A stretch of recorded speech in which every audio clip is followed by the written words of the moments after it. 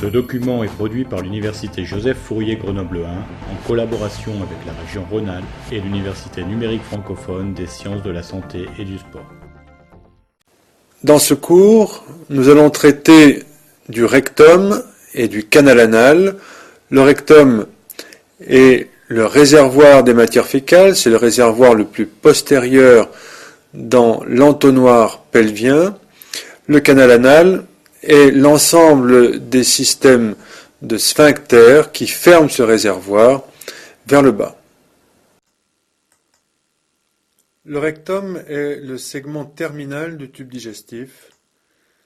Ce sera le réservoir des matières fécales. Il est bien difficile de déterminer exactement la limite crâniale du rectum. Il y a dans la littérature anatomique beaucoup de définitions différentes. Il a fallu en choisir une, et celle que nous avons choisie pour ce cours est la suivante. Le rectum a une limite supérieure en regard de la troisième pièce sacrée. C'est à ce niveau que le sigmoïde perd son méso. Le rectum est très différent du reste du tube digestif de par sa situation, de par sa fonction et de par sa pathologie. C'est pour cette raison qu'il a été étudié à part du reste du tube digestif, à part du côlon et en particulier du côlon sigmoïde. Nous présentons maintenant la morphologie générale du rectum ainsi que sa position dans l'entonnoir pelvien. Ici se termine le côlon sigmoïde. On marque en vert la limite du péritoine, ici péritoine pariétal, qui va se réfléchir pour devenir péritoine viscéral sur le côlon puis sur le rectum. Le rectum mesure en hauteur 15 cm. Il se termine au niveau de la ligne ano-cutanée. Au-delà, nous sommes au niveau de la peau périnéale. Et la région qui est autour de la ligne ano-cutanée s'appelle la marge anale ou le pecten anal. Parmi les 15 cm de hauteur, 7 cm sont recouverts de péritoine. C'est une couverture partielle du rectum. Nous verrons plus loin qu'il n'y a pas de péritoine sur les faces dorsales du rectum. Il y a ensuite 8 cm sous-péritonisés. On place ici l'entonnoir musculaire du pelvis, c'est-à-dire l'ensemble des muscles élévateurs de l'anus. Parmi les 8 cm de rectum sous-péritonisé, il y a 5 cm au niveau de l'ampoule rectale et en dessous, le canal anal. À la surface de l'ampoule rectale, il y a 3 dépressions qui sont constantes lorsque l'ampoule rectale est vide, 2 à gauche, 1 à droite. Ce sont les plis latéraux du rectum. Le canal anal, quant à lui, qui est donc le segment terminal du rectum, a une hauteur de 3 cm. Il est situé sous le plancher pelvien. Il est entouré par l'appareil musculaire des sphincters. Et au niveau du tiers moyen du canal anal, il y a une ligne caractéristique qu'on appelle la ligne pectinée, qui correspond à un changement de muqueuse entre les parties crâniales et caudales. Voyons maintenant la position du rectum sur une coupe qui passe par le plan sagittal médian et qui nous montre donc le bassin osseux du côté droit.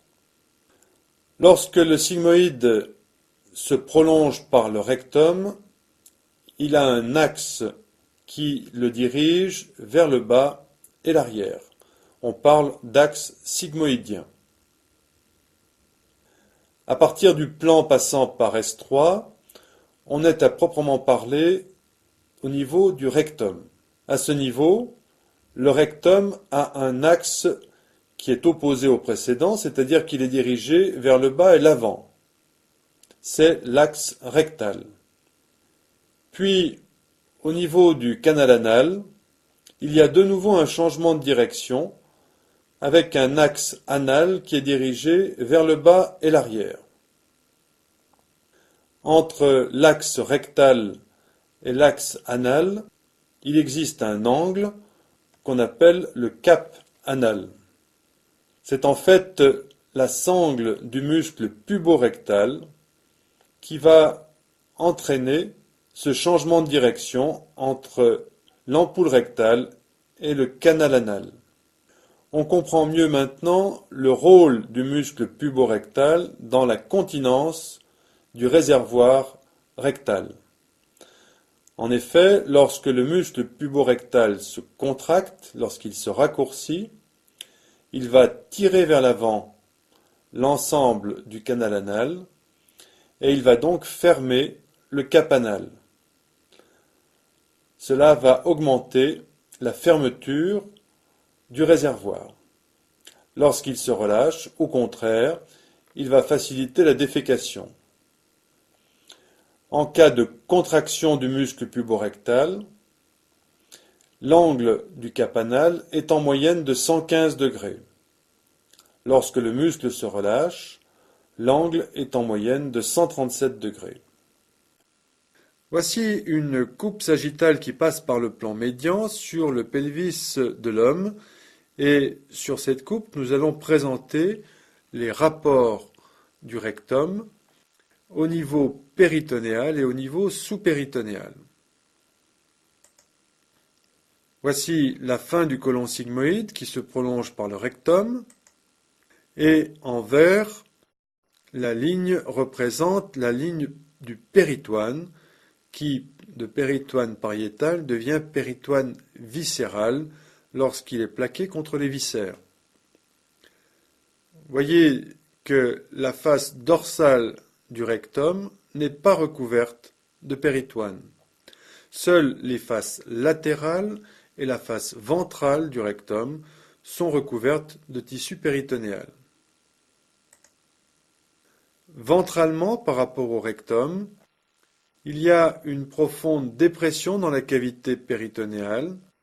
On parle de cul-de-sac recto-vésical, car à ce niveau, le péritoine du rectum va se réfléchir pour se plaquer ensuite contre la vessie qui est en bleu sur le schéma. Sous ce cul-de-sac recto-vésical, qui correspond en fait au point le plus déclive de la cavité péritonéale en position verticale, il y a une structure tendineuse qui va tirer vers le bas ce cul-de-sac et l'attacher au noyau fibreux central du périnée. Cette structure, c'est le fascia de Denonvilliers, qu'on avait déjà décrit dans le cloisonnement du pelvis. Ce noyau fibreux central du périnée, c'est en fait un ensemble de fibres tendineuses qui vont s'adosser les unes aux autres pour former une très grande concentration tendineuse en avant du canal anal, en arrière de l'appareil génital. Et cette zone est un peu la clé de voûte de solidité du plancher du périnée. Parmi les rapports du rectum péritonisé, il faut citer ventralement des anses grêles, mais aussi le côlon sigmoïde qui vient basculer en avant et reposer sur la vessie. À travers le cul-de-sac recto-vésical, le rectum sera en rapport avec la face postérieure de la vessie. Sous la vessie et un peu en arrière d'elle, on fait apparaître maintenant la glande prostatique et la zone génitale qui, chez l'homme, se résume sur ce schéma à une vésicule séminale qui est représentée. C'est autour de cette vésicule séminale qu'en noir, on a tracé les deux feuillets du fascia de Denonvilliers. À travers ce fascia de Denonvilliers, le rectum est donc en rapport en avant avec les vésicules séminales, mais aussi les conduits déférents, en rapport avec la face postérieure de la prostate et l'urètre qui traverse la prostate. Cela vous permet de comprendre d'ores et déjà que le toucher rectal va pouvoir palper la face postérieure de la prostate et l'explorer, c'est un élément essentiel dans le dépistage des maladies de la prostate. Voici le même schéma avec la même orientation, mais cette fois il s'agit d'un pelvis féminin. Et nous allons là encore montrer les rapports du rectum au niveau péritonéal et sous-péritonéal. Chez la femme, le rectum n'a pas de couverture péritonéale en arrière, comme chez l'homme, c'est-à-dire que le péritoine ne tapisse que les faces latérales du rectum et la face antérieure du rectum. En avant du rectum, il y a un profond cul-de-sac qu'on appelle le cul-de-sac de Douglas ou encore cul-de-sac recto-vaginal.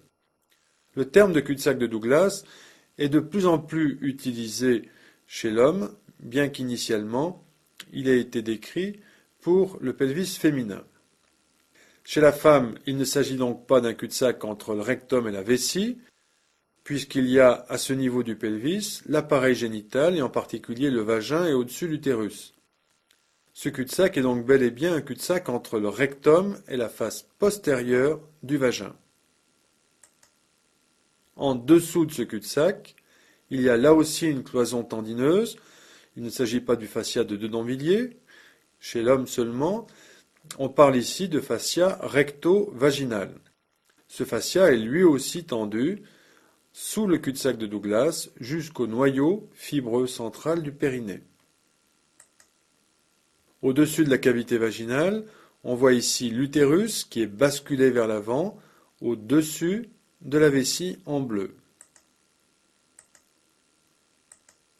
La cloison qui sépare la face antérieure du vagin et la face postérieure de la vessie, c'est le fascia de Alban.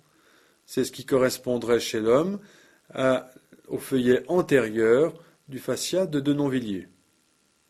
On comprend donc maintenant que parmi les rapports antérieurs du rectum à l'étage péritonisé, il y aura des rapports dans la cavité péritonéale avec des anses grêles, avec le côlon sigmoïde lorsqu'il bascule en avant au-dessus de l'appareil génital. Qu'ensuite, le rectum péritonisé sera en rapport à travers le cul-de-sac de Douglas avec la face postérieure du vagin et le col de l'utérus. En dessous du péritoine, le rectum sous-péritonisé sera en rapport à travers le fascia recto-vaginal avec la cavité vaginale, et cette cavité étant virtuelle, en rapport avec la face postérieure de la vessie. Ce sont donc des structures que l'on peut explorer lors du toucher rectal chez la femme. Voici une coupe horizontale de la partie basse du pelvis chez l'homme. Cette coupe est destinée à montrer les rapports latéraux du rectum. On observe ici la partie inférieure de la coupe. Le rectum est au centre du schéma. En avant de lui, il y a l'étage génital et encore plus ventralement la vessie. La vessie est donc ouverte sur cette coupe avec 3 orifices, un orifice ventral pour l'urètre et 2 orifices postérieurs pour les uretères. Ici, on signale simplement la position de l'uretère droit qui est coupé court sur le schéma. Sur les côtés du pelvis, de chaque côté, à gauche et à droite, on fait apparaître l'artère iliaque interne et quelques-unes de ses branches. Ces branches n'apparaissent que sur la partie gauche du schéma. Elles sont bien entendu symétriques pour le côté droit. On fait apparaître ensuite la chaîne sympathique sacrée, coupée ici au niveau d'une formation ganglionnées. De ce ganglion sympathique sacré partent de nombreux filets nerveux qui rejoignent le plexus hypogastrique inférieur. Plus dorsalement, voici une racine sacrée. Cette racine quitte la région pelvienne pour rejoindre l'origine ou la racine du membre inférieur. Elle passe en avant du muscle piriforme L'autre constituant musculaire des parois latérales, c'est ventralement le muscle obturateur interne qui recouvre le foramen obturé. Ces deux muscles sont recouverts de fascia pelvien pariétal. C'est donc une structure continue, presque circulaire, qui tapisse les parois latérales de l'entonnoir pelvien. Contre les viscères, il y a deux structures parallèles, une à gauche, une à droite, plaquées contre les parois. C'est le fascia pelvien viscéral. Il y a entre vessie et rectum, donc, l'étage génital, qui est compris dans un dédoublement du fascia de Denonvilliers. Cet étage génital chez l'homme se résume au canaux déférent, ici le canal déférent droit qui est marqué, et à ses côtés une vésicule séminale. Structure paire et symétrique. Il y a en arrière du rectum un fascia rétrorectal qui ferme la loge rectale. Cette loge elle est limitée en avant par le fascia de Denonvilliers, sur les côtés par le fascia pelvien viscéral et en arrière donc par le fascia rétrorectal. Il ne faut pas confondre ce fascia avec le fascia présacré. Le fascia présacré n'est autre qu'une émanation du fascia pelvien pariétal plaqué dans la concavité du sacrum. Il y a un espace entre le fascia rétrorectal et le fascia présacré, espace rétrorectal. L'artère sacrée médiane est plaquée contre le périoste du sacrum par le fascia présacré. L'artère sacrée médiane n'est pas dans l'espace rétrorectal. Donc, latéralement, à travers les parois de cette loge, le rectum sera en rapport avec la terminaison des urtères de chaque côté, avec les plexus hypogastriques inférieurs qui lui donneront des branches motrices et sensitives, végétatives, et en rapport avec les artères et les veines du pelvis. Dorsalement, le rectum sera en rapport avec la concavité du sacrum, ses nerfs et ses vaisseaux, à travers le fascia rétrorectal. L'espace rétrorectal est un espace qui est difficilement franchi par un abcès ou un processus tumoral. Cet espace est longtemps protégé des extensions et cet espace est un plan de clivage, de séparation du rectum lors de la dissection. C'est un plan de clivage, c'est-à-dire que c'est un plan où il n'y a pas de vaisseau, un espace virtuel où il est facile de glisser une main pour séparer le rectum de la concavité sacrée. Voici une vue latérale gauche de la cavité pelvienne, toujours chez l'homme, avec sur la gauche la symphyse pubienne qui est sectionnée et à droite l'ensemble du sacrum. Entre ces deux structures osseuses, il y a un double hamac de fibres tendineuses qui est formé par les lames sacro-recto-génito-pubiennes. Ce n'est autre que du fascia pelvien viscéral, mais le fascia pelvien viscéral, plus on le dissèque vers le bas du pelvis, plus sa structure est dense, fibreuse, et c'est vraiment au plus bas de l'entonnoir pelvien qu'on lui donne le nom de lame sacro-recto-génito-pubienne. Cette appellation permet de retenir son origine, en arrière le sacrum, sa terminaison le pubis, et le fait que sur cette traversée de l'arrière vers l'avant, cette lame est plaquée contre les réservoirs du pelvis. On rajoute sur les viscères présents, en arrière le rectum, en avant la vessie, la ligne de réflexion du péritoine. On retrouve donc sur la gauche le péritoine qui recouvre la partie supérieure et postérieure de la vessie. Ce péritoine descend sur ce double trait noir qui symbolise le fascia de Denonvilliers et remonte ensuite devant le rectum, devant et sur les côtés du rectum. Le point le plus déclive, c'est le cul-de-sac recto-vésical. C'est aussi celui qu'on appelle le cul-de-sac de Douglas chez l'homme ou chez la femme. Le fascia de Denonvilliers est donc tendu sous le cul-de-sac recto-vésical et il se fixe sur le noyau fibreux central du périnée. Ce fascia, ce double fascia de Denonvilliers, passe en avant et en arrière du canal déférent. Ici, le canal déférent gauche est marqué. Les uretères arrivent un peu latéralement et par au-dessus pour rejoindre la face postérieure de la vessie. Sous la vessie, on retrouve la glande prostatique et en dessous l'urètre. Voici maintenant l'étude du canal anal. Le canal anal est donc la portion terminale du rectum. Ce sont les 3 derniers centimètres du rectum. Le canal anal doit être symbolisé comme un diabolo. Ce diabolo est donc ouvert vers le haut, vers le rectum proprement dit, et vers le bas, c'est-à-dire le périnée.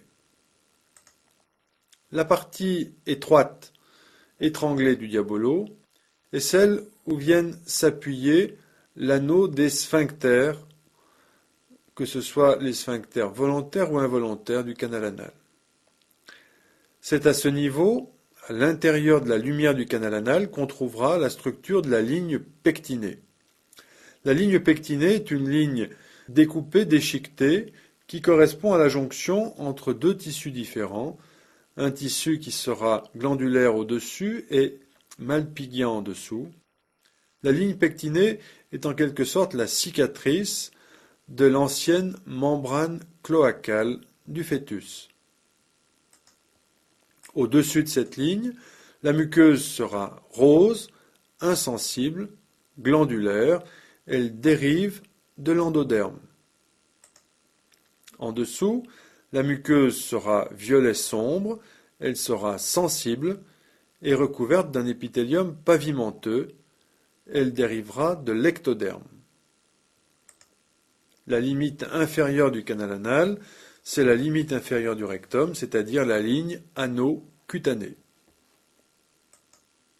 Les sphincters doivent être imaginés comme un anneau musculaire extrêmement puissant autour de ce diabolo. Il s'étale sur 2 cm de hauteur environ.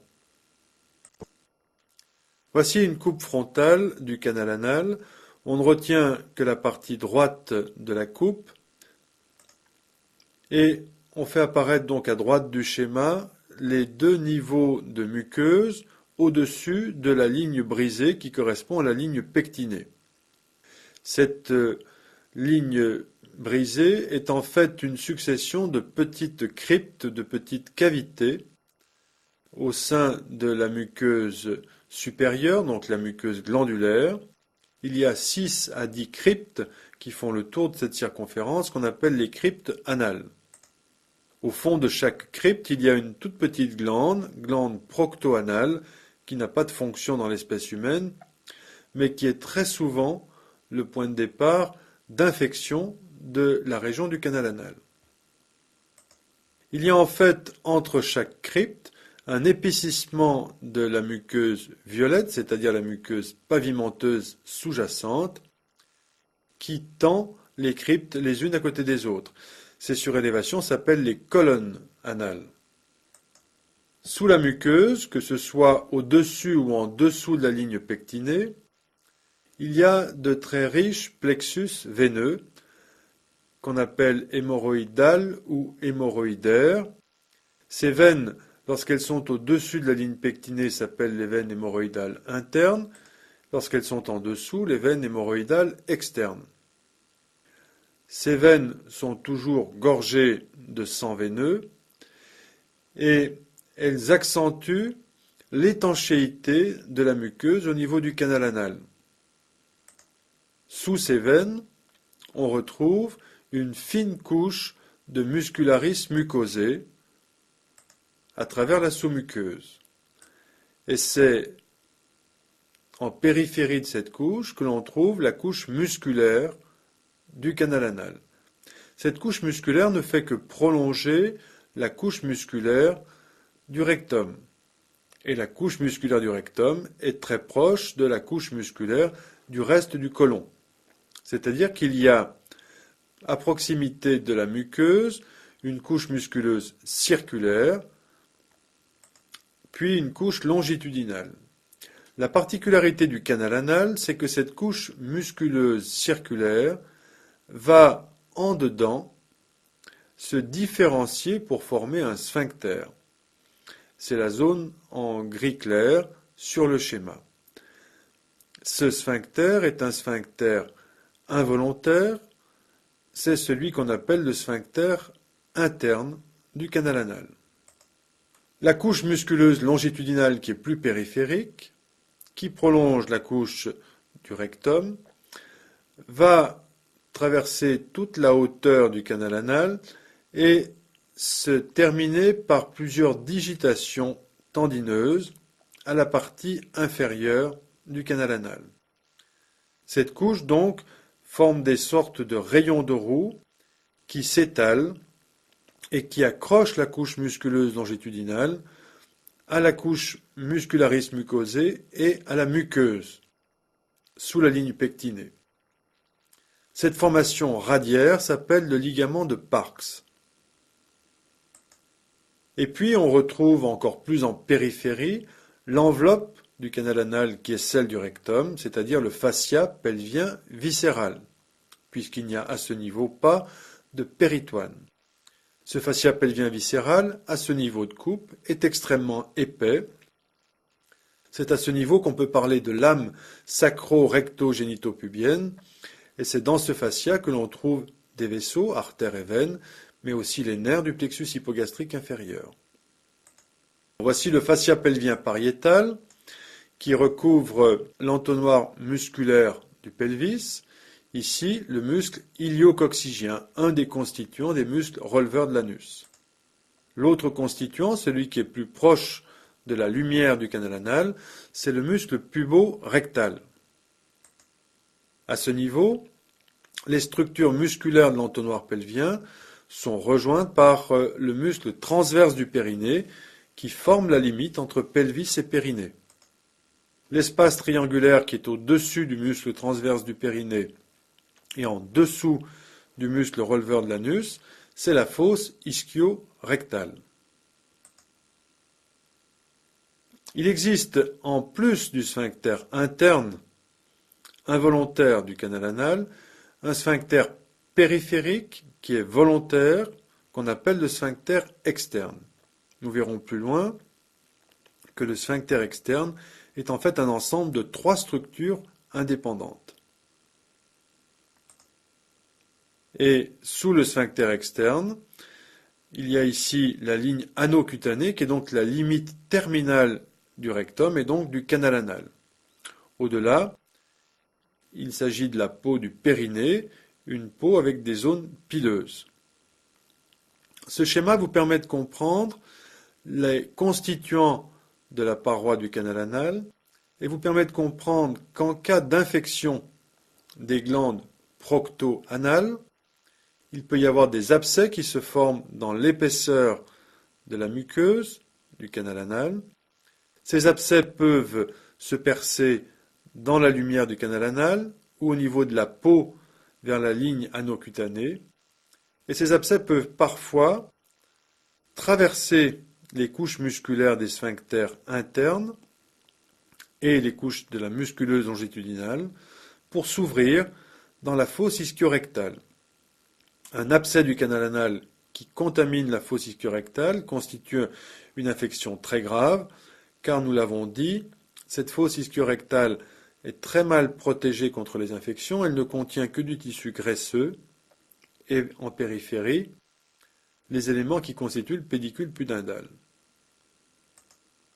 Au-delà, au niveau de la partie basse du schéma, la peau est beaucoup plus solide, c'est une couche cornée, pileuse et kératinisée, et les abcès, lorsqu'ils s'ouvrent, ils s'ouvrent toujours au niveau du recouvrement fragile, c'est-à-dire en dedans de la ligne anocutanée. Voici un gros plan maintenant sur l'appareil sphinctérien du canal anal. Pour comprendre cette coupe, il y a un petit schéma en cartouche qui montre que cette coupe est en fait une coupe plus ou moins oblique, plus ou moins transversale du canal anal, qui passe sur la gauche de la coupe par la pointe du coccyx. Le centre du schéma, en orange, est occupé par la muqueuse du canal anal. Il y a un premier cercle qui entoure cette muqueuse, marqué de points, c'est le sphincter interne du canal anal, ou encore sphincter lisse. C'est celui qui dérive de la musculeuse circulaire. L'anneau noir est un des constituants du sphincter externe. Il s'agit du sphincter externe profond. C'est bien évidemment, comme tout le sphincter externe, un muscle strié, volontaire. Il y a un autre anneau, encore plus périphérique, c'est le sphincter externe moyen, lui aussi sphincter strié. La particularité du sphincter externe moyen, c'est d'être attaché à la pointe du coccyx par une structure tendineuse très solide qui est le raphet anococcygien.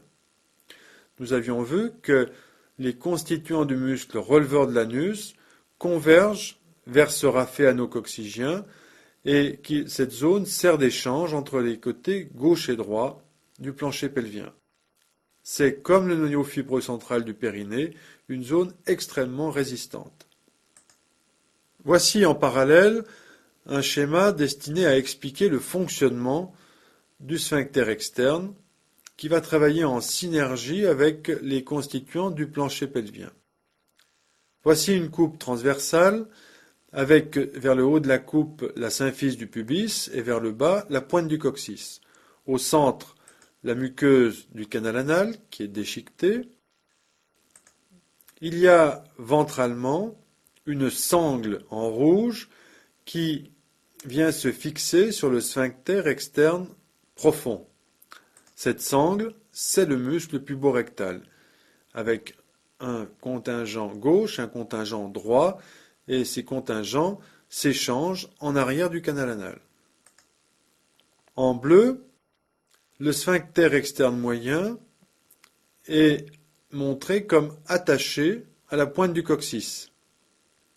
Ce schéma permet de comprendre que lorsque le muscle puborectal se contracte, il tire vers l'avant la sangle, il tire vers l'avant le canal anal, qui est attaché de façon ferme et inextensible à la pointe du coccyx, et il y a donc un phénomène d'étranglement du canal anal entre le fer à cheval bleu et le fer à cheval rouge. Le muscle puborectal vient donc renforcer le travail du sphincter volontaire pour fermer vers le bas l'ampoule rectale. Voici une vue latérale gauche du canal anal avec les structures osseuses du pubis sur la gauche et de la pointe du sacrum et du coccyx vers la droite. On va pouvoir ainsi présenter les trois constituants du sphincter externe. Le sphincter externe profond, qui est aussi celui qui est le plus proche de la lumière du canal anal, est attaché au muscle puborectal. Le sphincter externe moyen est lui solidaire de la pointe du coccyx par le raphet anococcygien. Ce schéma et lui seul permettent de rajouter le troisième constituant du sphincter externe, c'est le sphincter externe superficiel. C'est en fait un anneau beaucoup plus grêle, qui est aussi plus superficiel, plus proche de la peau, et qui s'apparente à un muscle possier. C'est un muscle qui est capable de resserrer la ligne anocutanée, qui n'est pas suffisant pour fermer le canal anal, comme les deux autres constituants. Il faut simplement noter qu'il est solidaire du noyau fibreux central du périnée et qu'il vient donc en quelque sorte le renforcer encore un petit peu plus.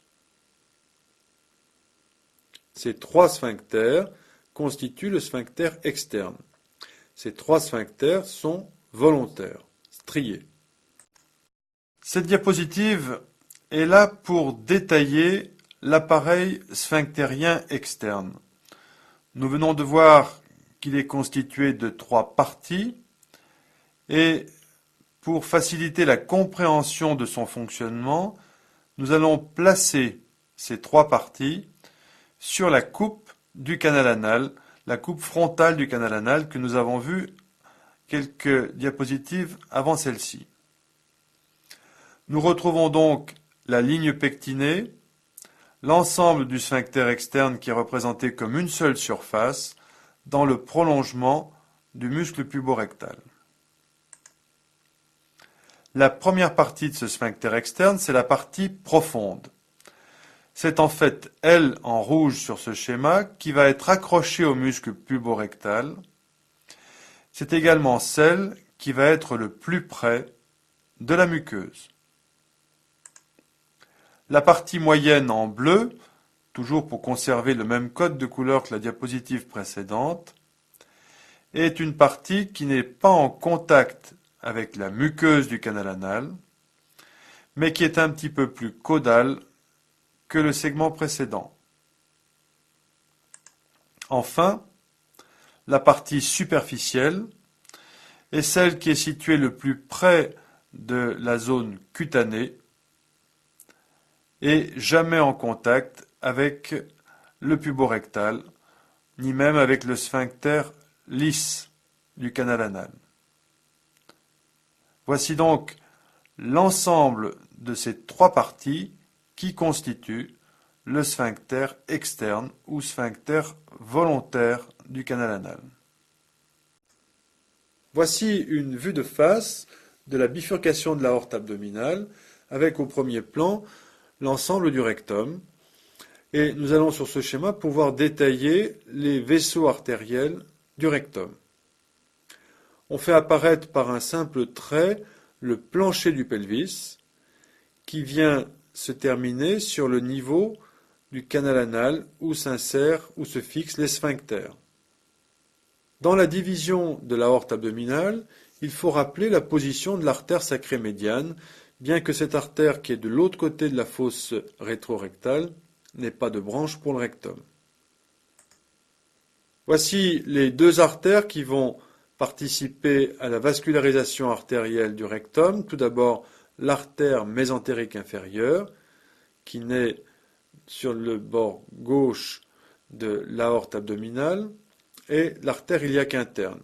Seule l'artère iliaque interne droite est représentée, mais il y a bel et bien une circulation pérésymétrique au niveau de l'entonnoir pelvien.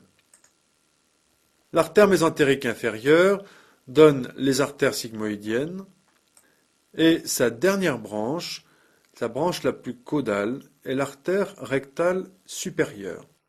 Il y a une artère rectale supérieure qui va se diviser en 2 rameaux, une artère rectale ventrale gauche, une artère rectale dorsale droite.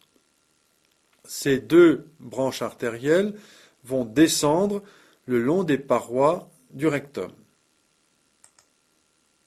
Il y a ensuite, à partir des artères iliaques internes, des branches rectales moyennes qui rejoignent la partie caudale de l'ampoule rectale, artère pérésymétrique.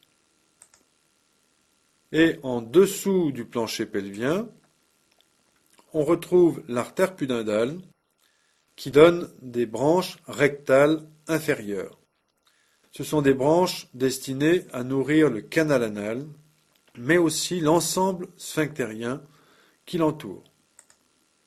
Cette circulation rectale est extrêmement riche. Il n'y a jamais d'ischémie, de souffrance vasculaire du rectum, à la différence du côlon ou de l'intestin grêle que vous avez eu l'occasion d'étudier. Ce qui fait cette richesse, c'est le grand nombre d'artères, c'est surtout l'ensemble des anastomoses qui parcourent les parois du rectum. Ces anastomoses, on va les résumer par une succession de cercles rouges. Premier cercle, celui qui apparaît ici pour symboliser les anastomoses entre les branches rectales ventrale gauche et rectale dorsale droite, dans la paroi du rectum. Il y a aussi des anastomoses avec les branches de l'artère rectale supérieure et les branches de l'artère rectale moyenne, tout en bas de l'ampoule rectale. Des anastomoses entre ces trois branches artérielles et les branches des artères rectales inférieures au niveau des sphincters. Donc, toutes les artères rectales s'anastomosent entre elles. Et en plus, par l'intermédiaire de l'artère rectale inférieure et des artères du périnée, il y a des anastomoses avec la circulation artérielle fémorale, qui provient de l'artère iliaque externe. Voici un schéma très simplifié qui ne reprend que l'ampoule rectale et le canal anal et qui va servir à montrer la circulation veineuse du rectum. L'ampoule rectale va se drainer vers les veines rectales supérieures. Ces veines rectales supérieures vont rejoindre la veine mésentérique inférieure et donc la circulation portale, c'est-à-dire vont se terminer vers la veine porte dans le foie. La partie basse de l'ampoule rectale va rejoindre les veines rectales moyennes qui elles-mêmes se drainent dans les veines iliaques internes et donc la veine cave inférieure. Elles appartiennent à la circulation systémique. Il en est de même de toute la circulation veineuse du canal anal. Les veines hémorroïdaires ou hémorroïdales internes ou externes vont toutes rejoindre les veines rectales inférieures, qui elles-mêmes se drainent dans les veines pudendales, la veine iliaque interne et là encore la circulation cave inférieure. Si maintenant on envisage le cas où la circulation portale est déficiente, c'est-à-dire le plus souvent lorsqu'il y a une cirrhose du foie, lorsque la circulation portale se fait mal, voire même que la circulation portale a un flux inversé. L'ensemble du sang veineux du système porte, alimenté en permanence par les veines du tube digestif abdominal, va circuler à contre-courant, c'est-à-dire que le sang qui provient du tube digestif abdominal va redescendre dans la veine mésentérique inférieure, les veines rectales supérieures, et va redescendre dans les parois du rectum pour remonter dans la circulation veineuse systémique, c'est-à-dire essentiellement va passer dans les veines hémorroïdales internes et externes pour rejoindre, étape après étape, la veine cave inférieure. Et donc, dans les cas pathologiques, dans les cas de blocage de la circulation portale, le canal anal et la partie basse de l'ampoule rectale constituent une zone d'anastomose portocave.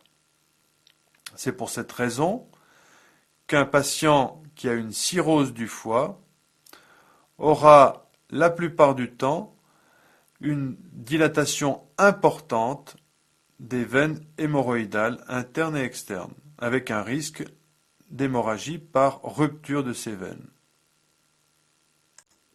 Voici maintenant une diapositive qui présente la circulation lymphatique en partant des nœuds lymphatiques du rectum. Voici une vue de face. Le rectum n'est pas représenté en dehors du diabolo qui symbolise le canal anal. De chaque côté, on retrouve ce trait marron épais qui symbolise le plancher du pelvis.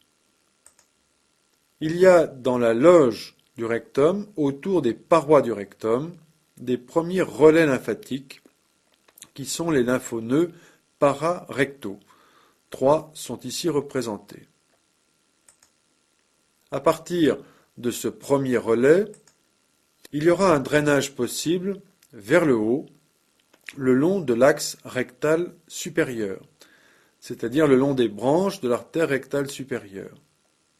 Le long de cet axe vasculaire, il y a des collecteurs lymphatiques ou des vaisseaux lymphatiques de plusieurs longueurs. Il y a des vaisseaux courts, moyens et longs. Ceci est extrêmement important car en cas de phénomène tumoral dans le rectum, il peut y avoir une propagation de cette tumeur le long des voies lymphatiques. Et cette propagation peut parfois sauter les relais ganglionnaires, les relais des lymphonoeux, en empruntant des collecteurs moyens et longs. C'est-à-dire qu'il peut y avoir par exemple une tumeur du rectum qui envahit les nœuds lymphatiques pararectaux et qui emprunte les vaisseaux lymphatiques longs qui rejoignent directement les lymphonoeux mésentériques inférieurs. Donc, dans les tumeurs du rectum, il faut savoir rechercher un drainage lymphatique très à distance du rectum proprement dit, à cause de ces collecteurs moyens et longs.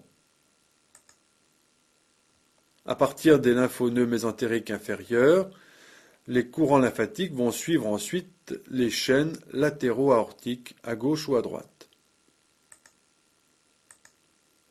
Autre relais lymphatique, les lymphonoeux iliaques internes, c'est-à-dire qu'il y a, en partant des lymphonoeux pararectaux, des vaisseaux lymphatiques qui suivent l'axe rectal moyen, qui suivent ensuite l'axe iliaque vers des collecteurs iliaques communs, et à partir de ce stade, là encore, il y a une progression du flux lymphatique vers le haut dans les chaînes latéraux-aortiques.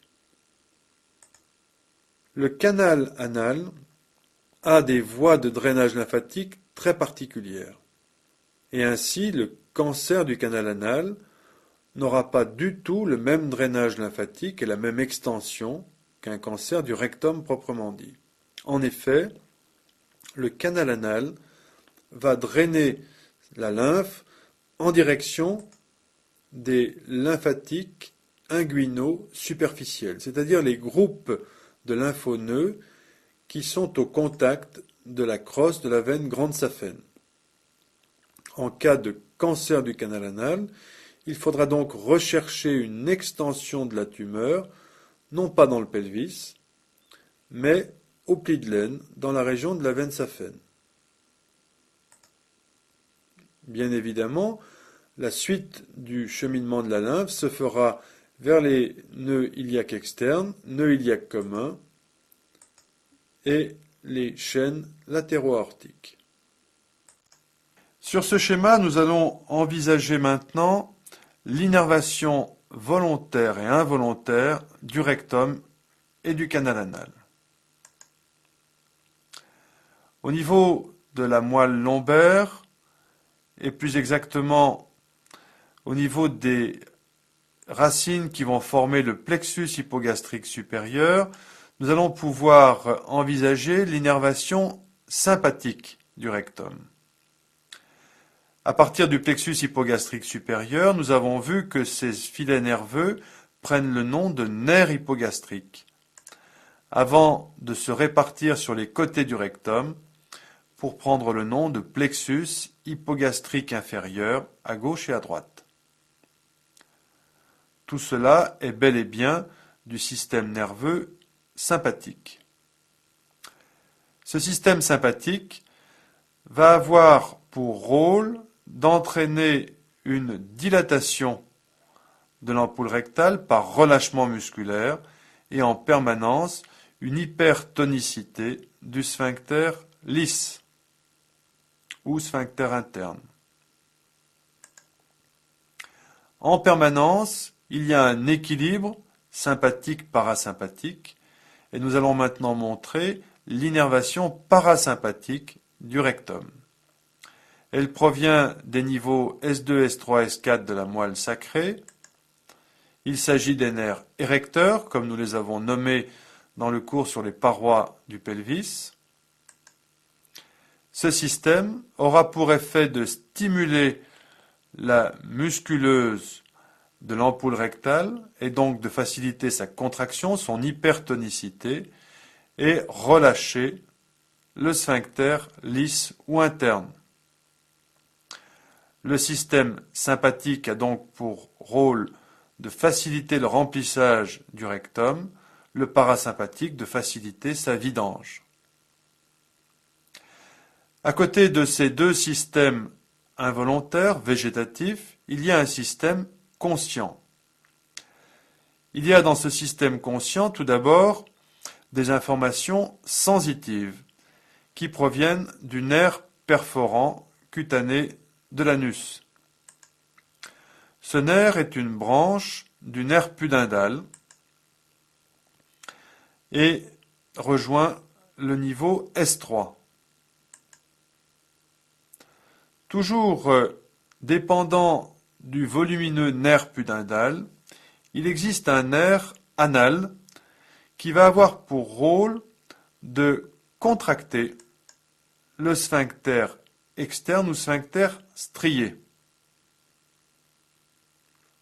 C'est-à-dire que lorsque l'ampoule rectale est pleine, il y a un peu de son contenu qui passe immédiatement en dessous de la ligne pectinée sur une muqueuse sensible. Ce passage de gaz ou de matière plus ou moins liquide est conscient grâce au nerf perforant cutané de l'anus, et en réponse à cette information, le nerf anal sera là pour contracter le puissant sphincter externe ou sphincter strié. Et il ne pourra pas y avoir de défécation sans relâchement du sphincter externe strié.